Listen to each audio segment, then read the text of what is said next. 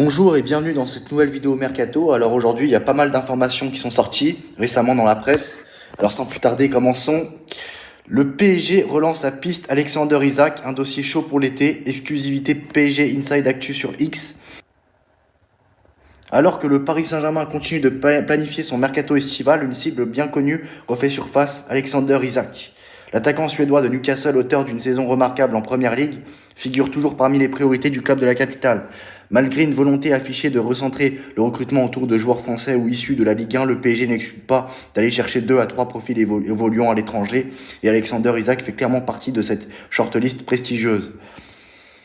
Courtisé par de nombreux cadres européens, la Juventus, Liverpool, l'Atlético de Madrid ou encore Chelsea, le Suédois ne laisse personne indifférent. Sa technique, sa vitesse et sa capacité à faire la différence dans les grands matchs en font un attaquant recherché sur le marché. C'est vrai que dans les grands matchs, il répond souvent présent. En plus, voilà, c'est souvent... je me rappelle le magnifique but qu'il a mis contre Liverpool cette saison à St. James Park. Magnifique.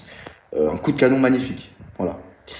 Donc surtout, selon plusieurs sources proches du dossier, Isak aurait des envies d'ailleurs.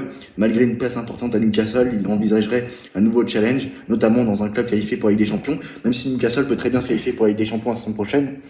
Du côté parisien, le prix ne semble pas constituer un obstacle. Le PSG est prêt à faire un effort financier important pour s'attacher les services d'un joueur qui colle parfaitement au profil recherché, jeune, expérimenté et habitué aux joutes européennes. Et comme je vous l'ai dit, toujours présent dans les grands matchs.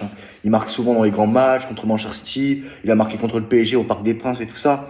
Donc voilà, c'est un joueur qui répond souvent présent, joueur esthétique, magnifique à voir jouer, qui remplit parfaitement les cases de jeu de Luis Enrique.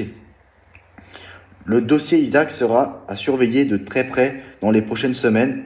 Une vente définitive de Kolo Muani à la Juventus de Turin ou ailleurs pour accélérer les choses. Et c'est vrai, c'est tout à fait possible. Des joueurs comme Asensio, Skriniar, Kolo Muani, ces joueurs-là, si tu arrives à t'en débarrasser, même Kanguinli, vraiment, là, tu auras l'argent pour recruter Alexander Isak. Il n'y a pas de problème par rapport à ça. Financièrement, le PSG sera là. Et sinon... Une autre information mercato, alors Paris s'est positionné pour faire venir Akliouche. Ça fait plusieurs semaines qu'on en parle, plusieurs mois même dans ce dossier. La concurrence est importante, notamment avec Manchester City, mais le joueur n'est pas insensible au PSG, information l'équipe.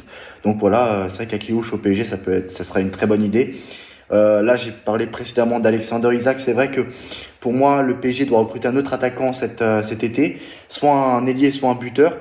Ce sera soit l'un soit l'autre, pas les deux, parce que déjà ça sera un embouteillage en attaque.